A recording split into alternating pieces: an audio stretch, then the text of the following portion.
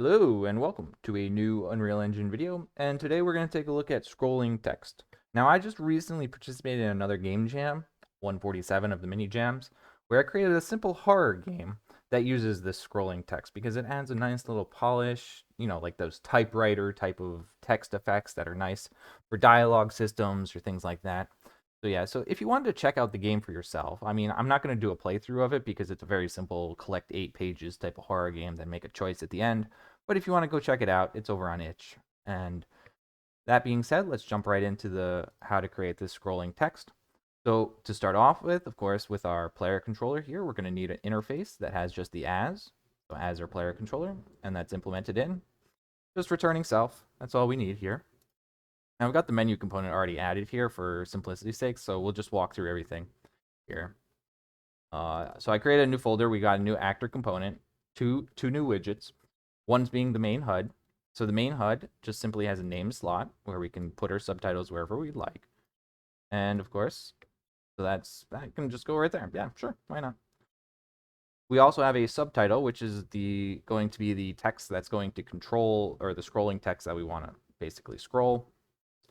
So this has a binding on it of get text, and this get text is just as returning this variable toString, and then that's just the binding.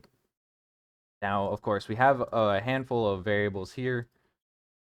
So the staging subtitle here is the subtitle that we actually want to display. So that's the string that we want to display.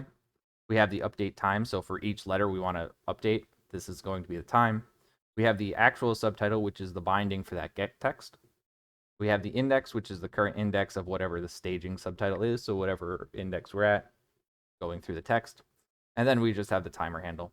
And so on the event construct, we have a set timer handle by event, taking that update time, promoting to a variable, and then that's the timer handle here. This set timer by event, this is using the dispatcher here, the create dispatcher, not this, because this is a private function actually, so because it doesn't need to be known by anybody else, so it's just a simple private. So we'll just use the dispatchers instead. So on the update, so that'll loop through and it'll update.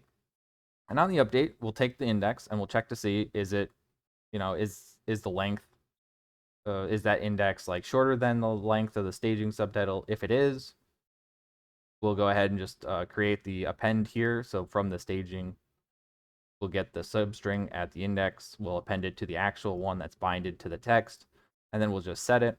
We'll increment that index. And then off of here is where you could play a sound, like a typewriter effect or things like that. But basically, if we're out of text to display here, we'll just invalidate the timer handle and remove it from the parent. Simple enough. Now in the controller controller component, we have a get owner, send that to the interface call, promote it to a variable, things like that.